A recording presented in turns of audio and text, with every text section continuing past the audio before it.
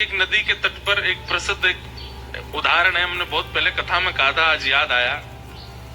एक बार एक नदी के तट पर एक संत रहते थे, कुटिया बना के रहते थे, किसी से मिलते नहीं थे, अपनी साधना करते थे।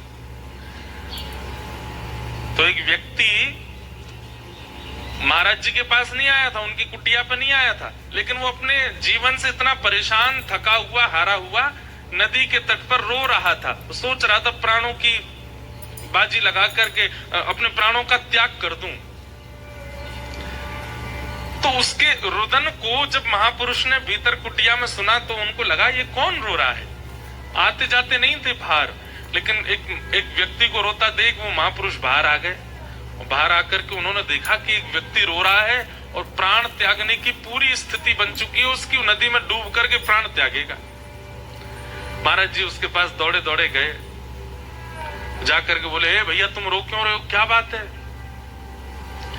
तो उसने बताया, बोले मेरे साथ ऐसा हो गया, मेरी पत्नी मुझे छोड़ के चली गई, मेरे बच्चों को भी अपने साथ लेके चली गई, भाइयों ने घर से निकाल दिया, मेरी कोई देखता नहीं, मेरे पे इतना कर्जा हो गया, दुकानदार सब लोग और पूरे गांव के लोग मुझे मारने को घूम रहे हैं, अब मेरे पास और कोई चारा नहीं है, मैं क्या करूं। मैं किसी और जगह जा भी तो नहीं सकता, मुझ पे इतना धन नहीं कि मैं पलायन करके किसी और गांव में चला जाऊं। अब मेरे पे एक ही तरीका है कि मैं प्राण त्याग दूं। और वो संत जो थे उन्होंने इतने दुख कभी सुने ही नहीं थे। वो तो इतने, अरे राम राम राम, ये सब हो रहा है तुम्हारे साथ। बोले हाँ।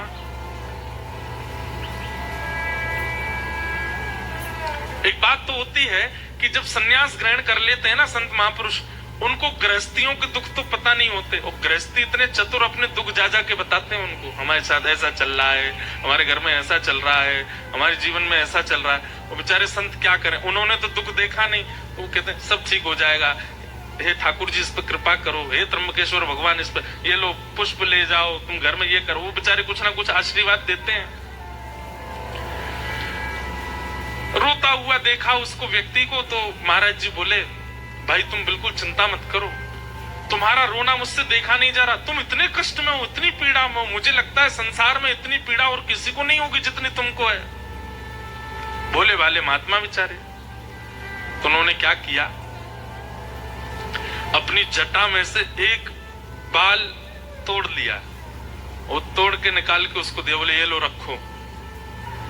हमने अपने जीवन में जितना तप किया, जितना भजन किया, जितना साधन व्रत आदि सब किया ना, उन सबका हम थोड़ा सा अंश तुमको दे रहे हैं। इसको जाकर के अपने घर में किसी तिजोरी में या डिबिया में इसको रख देना चुपचाप, और सुनो किसी को बताना मत, इसको ले जाकर के रखो, कल से तुम्हारे दिन ठीक होने लग जाएंगे।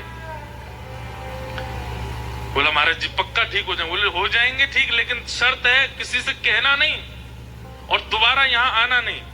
तुम मुझे नहीं जानते, मैं तुमको नहीं जानता, इसको ले जाओ तो सब ठीक हो जाएगा। आत्महत्या करने की तो सोचना भी मत। चला गया, उसने जाकर के वो एक डिब्बी में रखा, अपनी अलमारी में जैसे रखा, संत के भजन का बल, अगले दिन से ही उसका काम जो था वो सुधरने लगा। धीरे धीरे उसके सब सारे कर्जे पूरे होने लगे, पता नहीं कहां से धन आने लगा। जब देखा पत्नी ने कि पति सुधर गया, सब कुछ ठीक हो, तो पत्नी भी आ गई, बच्चों को भी ले आई। धीरे धीरे इतना सब कुछ बढ़िया हो गया कि उसने अपना छोटा घर तो छोड़कर बगल वाली जमीन पर बड़ा घर बना लिया। कहा जिस पर एक समय रोटी खा ले तो 3 दिन तक भोजन नहीं होता था, आज उसकी ये स्थिति हो गई है कि 56 भोग बनते हैं घर में। एक दिन उसके साले साहब, मतलब पत्नी के भैया, वो आए और आकर के उससे बोले, भैया जीजा जी, आज से 2-3 साल पहले आपकी स्थिति हम सबको पता है क्या थी, और आज आपकी स्थिति क्या है ये भी हम सबको पता है। ऐसा क्या किया आपने जो ये सब कुछ इतना हो गया। जीजा जी अदा में बैठे थे, हंस रहे थे। अरे अब क्या बताऊं तुमको, वो नदी है ना हमारे गांव में। बोले हाँ, वहां पे एक कुटिया है, उसमें एक महात्मा रहते हैं, उन्होंने अपने अंग का बाल तोड़ करके मुझको दे दिया, और वही मैंने अपनी तिजोरी में रख लिया, उसी से सब कृपा हो रही है। लेकिन सुनो, तुम मत जाना वहां पर, मैंने तुमको बता दिया, और तुमको जितना चाहिए मुझसे ले लो, लेकिन तुम मत जाना। लेकिन किसी व्यक्ति को पता चल जाए कि भाई बिना कुछ किए, बिना जॉब किए, परिश्रम किए, किसी के बाल रखने मात्र से काम बनना है, कौन नहीं जाएगा। और आजकल के लोग तो ऐसे पे ही विश्वास करते हैं। और वो जो साला था वो पहुंच गया महाराज जी कुटिया पर रात में, और बाहर जाकर के पीट पीट के रोने लगा कुटिया को।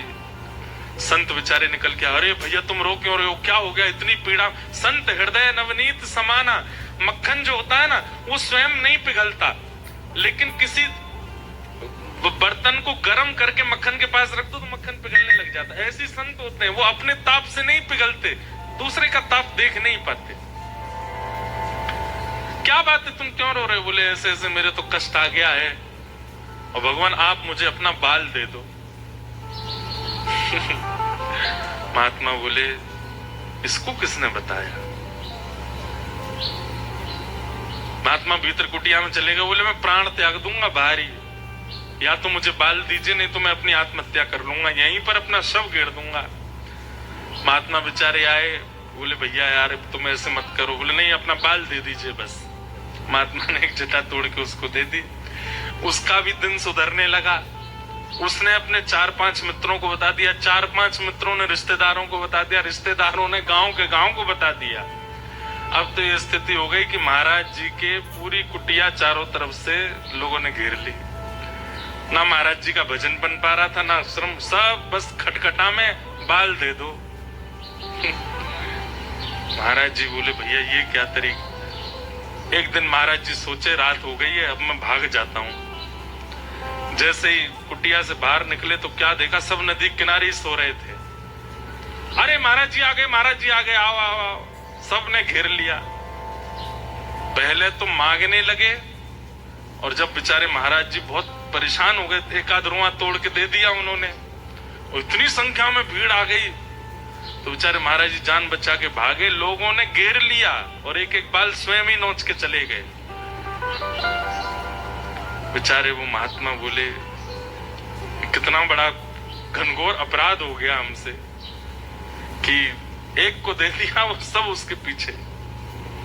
भैया श्रीमद् भागवत जी कहती हैं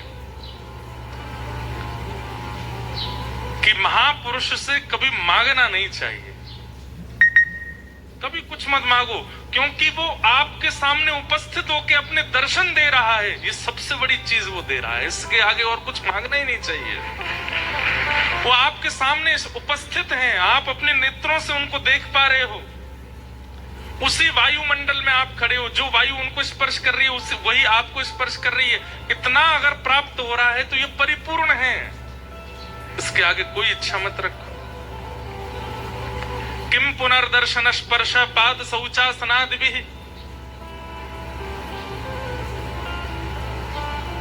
अगर स्पर्श को मिल जाए, जैसे महाराज जी का तो नियम है, लेकिन कई महापुरुषों को अगर स्पर्श करने को मिल जाए, उनके चरण छूने को मिल जाए और उनकी वाणी सुनने को मिल जाए, तो बोले ये तो ये समझो माला माल कर दिया उन्होंने।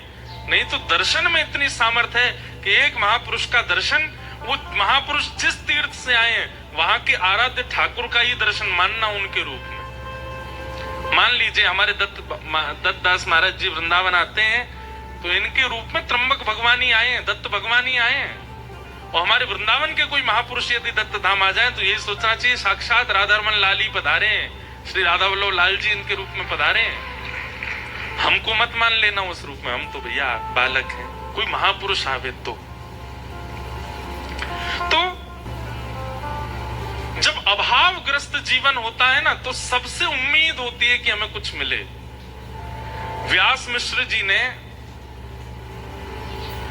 सब कुछ देखा जीवन में लेकिन संतान नहीं थी, तो व्यास मिश्र जी के ही बड़े भैया थे नरसिंह आश्रम जी, वे सन्यास ग्रहण कर चुके थे और सन्यास आश्रम में रहते थे। एक दिन उनका आगमन देववन में हुआ तो व्यास मिश्र जी प्रणाम करने के लिए गए तो अपने छोटे भाई को, पूर्व आश्रम के छोटे भाई को देख करके नरसिंह आश्रम जी बोले, कहो व्यास जी कैसे हो? ठीक है भैया, आपकी सब कृपा है। बोले तुम्हारे मुखमंडल से ऐसा लगता है कि तुम बहुत चिंता में हो, क्या बात है, बहुत पीड़ा में लग रहे हो? व्यास मिश्र जी बोले पीड़ा तो कुछ नहीं है, बस संतान नहीं। तो नृसिंह आश्रम जी बोले भैया ये तो प्रारब्ध है, भाग्य में होगा तो मिलेगा, तुम्हारे भाग्य में नहीं होगा तो फिर तुम दोनों पति पत्नी मिलकर भजन करो ठाकुर जी का, भाग्य पर विश्वास रखो, होगा तो मिलेगा, नहीं तो कोई बात नहीं। तो ये बात सुनकर के व्यास मिश्र जी के बगल में बैठी हुई उनकी पत्नी तारा जी, मतलब हरिवंश महाप्रभु की माता जी, वो बोल पड़ी। वो क्या बोली? वैसे तो संकोच करती थी, ये हमारे जेठ जी हैं, भले ही सन्यास में हैं लेकिन हैं तो बड़े भैया हमारे पति के, संकोच करती थी, लेकिन आज बोल पड़ी कि अगर भाग्य पर ही निर्भर रहना है तो आप जैसे महापुरुषों के दर्शन का लाभ क्या होगा? यदि जीवन में भाग्य ही सर्वोपरि होता है, भाग्य ही सर्वाधान होता है, तो आप जैसे महापुरुषों के दर्शन, प्रवचन और स्पर्श से हम लोगों को प्राप्त क्या होता है? यदि भाग्य पर ही निर्भर रहना है तो सत्संग करना छोड़ देते हैं, महापुरुषों का दर्शन छोड़ देते हैं, कथा वार्ताएं सुनना छोड़ देते हैं, भाग्य में जो है वो मिलेगा। ये बात नरसिंह आश्रम जी के हृदय को स्पर्श कर गई कि बात तो सही है कि अगर भाग्य से ही सब मिलना होगा तो संत दर्शन का प्रभाव क्या है, संत दर्शन का लाभ क्या है? नरसिंह आश्रम जी बोले तुम चिंता मत करो, मैं कुछ प्रार्थना करता हूं ठाकुर जी से। और आप इतने दिव्य थे कि एकांत में वन में जाकर के आपने ठाकुर जी से प्रार्थना की, और जैसे ही नेत्र बंद करके ठाकुर जी से आराधन करने लगे तो और दिन तो ठाकुर जी का श्री विग्रह दिखाई देता था, और दिन तो ठाकुर जी के वैकुंठनाथ पति के दर्शन होते थे, पर आज ठाकुर जी की वंशी दिखने लगी। और तभी मानो जैसे ठाकुर जी ने आज्ञा की हो कि हमारे प्रेम रस के उत्थान के लिए हमारी वंशी ही अवतार ग्रहण करेगी, और वह अवतार आपके छोटे भाई व्यास मिश्र के यहां ही पुत्र रूप धारण करके आएंगे, आप आज्ञा कर दो। नरसिंह आश्रम जी लौट करके आए और आकर के व्यास मिश्र जी से कहा आप चिंता मत करो, ठाकुर जी ने मुझे आश्वासन किया है कि आपके घर भगवत भक्ति का प्रचार करने वाले एक बालक का जन्म होगा। अब बस प्रतीक्षा करो उस शुभ घड़ी की कि कब वह अनुग्रह होगा। और वह घड़ी आई कि तारा मैया के कुक्षी में एक बालक आ गए। अच्छा, अब इसका इतना सुंदर अनुभव बताते हैं व्यास जी के हमारे हरिराम श्री हितरवंश महाप्रभु जी की वाणी में कि तारा मैया अभी तक वृंदावन नहीं गई थी, आज तक उन्होंने वृंदावन नहीं देखा था, लेकिन हरिवंश महाप्रभु जैसे ही गर्भ में आए तो रात्रि को मैया जैसे सोती हैं तो जैसे स्वप्न आते हैं ना लोगों को, उनको स्वप्न में यमुना जी का दर्शन होता था, स्वप्न में गिरिराज जी का दर्शन होता था, स्वप्न में लता गुल्म पत्रों का दर्शन होता था, स्वप्न में सघन कुंजों का दर्शन होता था, स्वप्न में कभी वीणा सुनाई देती थी, कभी मुरली सुनाई देती थी, कभी कभी मानो जैसे असंख्य गोपियां नृत्य कर रही हैं, गोपियों का मुख नहीं दिख रहा है, गोपियों के वस्त्र नहीं दिख रहे हैं, पर उनके नूपुरों की आवाज आती थी। कभी कभी रात्रि स्वप्न में अचानक से मोगरे की सुगंधी, गुलाब की सुगंधी, चंदन की सुगंधी आने लगती थी।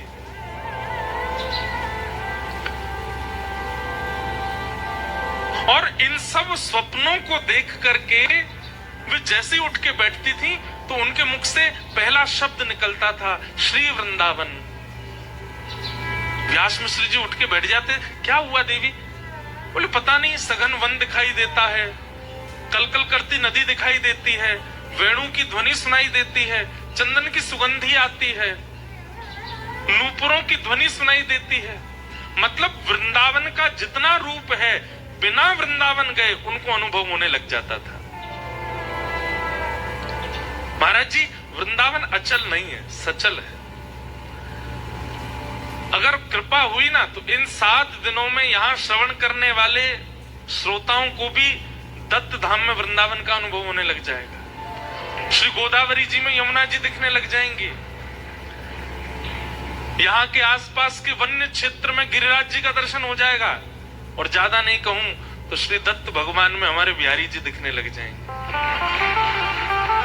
अगर वृंदावन पूर्ण रूपेण आपके चित्त में वायु से, प्रकाश से, वाणी से प्रविष्ट हो गया तो आप जहां बैठे हो वहीं वृंदावन प्रकट होने लग जाएगा। वृंदावन अचल कोई स्थान नहीं है, सचल है वृंदावन।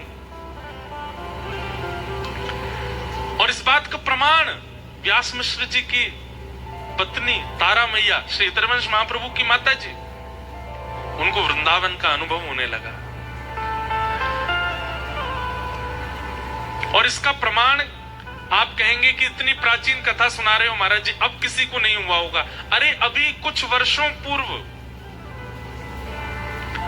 इस भारत भूमि को सौभाग्य प्राप्त हुआ राधा बाबा महाराज, जो कि गोरखपुर में विराजते थे। गीता प्रेस की स्थापना करने वाले पूज्य श्री भाई जी और श्री राधा बाबा महाराज दोनों एक दूसरे के संग विराजते थे गोरखपुर में। तो जिन श्री राधा बाबा महाराज की हम चर्चा कर रहे हैं वे कभी वृंदावन आए ही नहीं महाराज जी, कभी वृंदावन नहीं गए।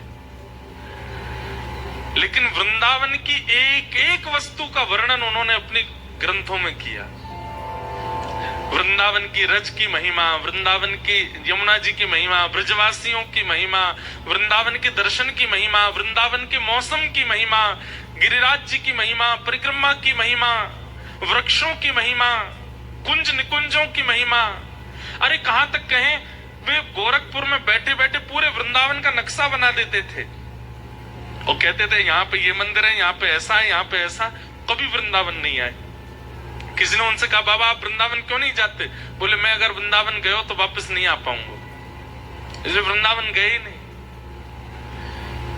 वृंदावन सचल है, अचल नहीं है। और वृंदावन कोई स्थान नहीं है, वृंदावन कोई गांव नहीं है, वृंदावन कोई भूमि नहीं है। श्री राधा कृष्ण दोनों का प्रेम हृदय ही श्री वृंदावन है और विचरण करता रहता है। अनेक कथाओं का, अनेक अनुष्ठानों का अनेक फल होता है। आप गायत्री अनुष्ठान करेंगे उसका फल अलग है, भागवत कथा सुनेंगे उसका फल अलग है, यहां रह करके आप पुरुषण करेंगे उसका फल अलग है। लेकिन सप्त दिन तक वृंदावन रस चर्चा का केवल एक ही फल है, चित्त में प्रेम का उद्दीपन होना, प्रेम प्रकट होना। क्योंकि वृंदावन केवल प्रेम देता और कुछ नहीं। तारा मैया को उस प्रेम का अनुभव हो रहा था, मानो जैसे रोम रोम कहता हो चलो वृंदावन, चलो वृंदावन, चलो वृंदावन। और कुछ महीने हुए थे गर्भ में बालक को कि तारा मैया अब व्यास मिश्र जी से कहती हैं कि मुझे वृंदावन ले चलो, मुझे वृंदावन ले चलो। उस काल में इतनी व्यवस्थाएं तो थी नहीं।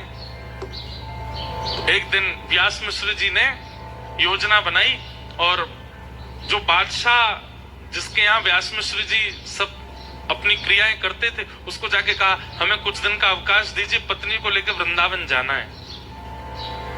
तो बादशाह ने कहा हमको आगरा जाना है एक जरूरी काम से, आपकी अगर इच्छा हो तो हमारे संग ही निकल चलिए। आपकी पत्नी सगर्भा भी हैं, उनकी उचित व्यवस्था कर देंगे, बढ़िया लोग उनको पालकी में लेके चलेंगे, 2-4 सखियां दासियां भी ले लेंगे तो उनको पीड़ा नहीं होगी।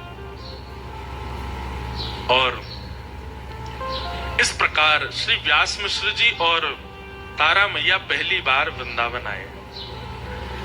जैसे ही वृंदावन में प्रवेश किया तो तारा मैया की स्थिति ऐसी है, गर्भ में बालक है, पहले कभी आई नहीं है, लेकिन जैसे ही वृंदावन में प्रवेश करती हैं तो व्यास मिश्र जी को कह रही हैं आगे एक चौक आएगा और वहां चौक से दाहिनी ओर जब देखेंगे ना, बाएं ओर जब देखेंगे ना तो वहां एक तोता बैठा होगा, आप उससे बोलेंगे राधा, तो वो राधा उच्चारण करेगा। व्यास मिश्र जी भी आश्चर्य में, ये सब इनको पता कैसे है? क्योंकि गर्भ में जो बालक है वो साक्षात वृंदावन के प्रकट करता श्री हितरवंश महाप्रभु, वो वंशी के अवतार है, ठाकुर जी की वंशी ही आई। वो जैसे जैसे पहले से बताने लग जाती हैं, यमुना जी का वर्ण कैसा है, यमुना जी की वायु कैसी है, यमुना जी की सुगंधी कैसी, पहले से ही बता देते हैं।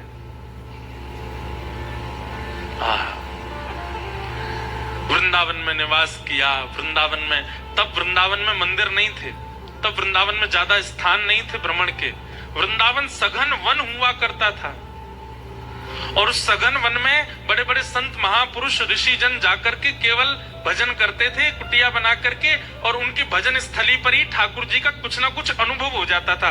कभी पीताम्बरी दिख जाती थी, कभी कोई नूपुर मिल जाता था, कभी कोई कंठ की माला मिल जाती थी, कभी मोरपिच्छ मिल जाता था। ऐसे अनुभव होते थे बस वृंदावन में, और कुछ नहीं है। यमुना जी में स्नान करके शाम का समय हुआ तो व्यास मिश्र जी बोले, तारा अब रात्रि का समय है, एकांत सघन वन है, यहां से हमें चलना चाहिए। तो वृंदावन से चलने की बात सुनते ही रोने लग गए कि मैं इसको छोड़ के कैसे जाऊं, यहां तो मेरे प्राण बसते हैं। मानो तारा मैया के मुख से मां नहीं बोलती हैं, उनके गर्भ में बैठे हुए हरिवंश बोलते हैं।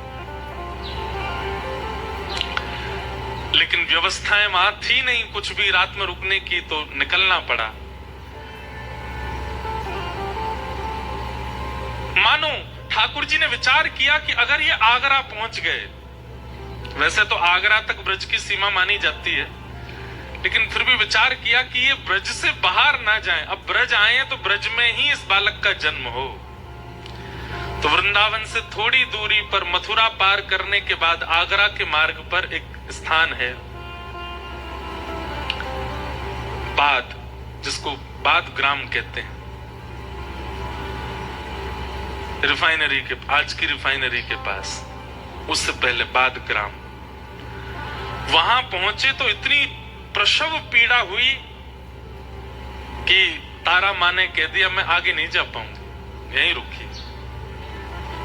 और बाद ग्राम में ही रुक गए। वहीं ग्रामीण लोगों ने कहा कि आप बिल्कुल चिंता मत करो, यहीं रहिए, हम आपकी खूब सेवा करेंगे, खूब आनंद करेंगे, सब बढ़िया, आप हमको रस चर्चा सुनाते रहना। तो व्यास मिश्र जी थोड़ा प्रवचन सत्संग आदि करते थे, गांव के लोग सब वहां ध्यान रखते थे। और अंत के प्रसव काल के समय तारा माता जी और व्यास मिश्र जी बाद गांव में रहे। और वैशाख शुक्ल एकादशी की पावन तिथि पर श्री ब्रजमंडल के बाद ग्राम में तारा मैया की कोख से श्री राधा वल्लभ लाल जी को वृंदावन में विराजमान करने वाले श्री हितरवंश महाप्रभु का प्रादुर्भाव। बोलो हितरवंश महाप्रभु की जय। महाप्रभु जी का जन्म। पूरे ब्रजमंडल में ऐसी आनंद की उमंग हो गई, मानो पता नहीं कैसे गांव के लोगों को इतना उत्साह होने लगा, सब उत्सव मनाने लगे, सबको ऐसा उत्सव जैसा होने लगा जैसे ठाकुर जी के प्रादुर्भाव पर उत्सव हुआ, वैसा उत्सव होने लगा।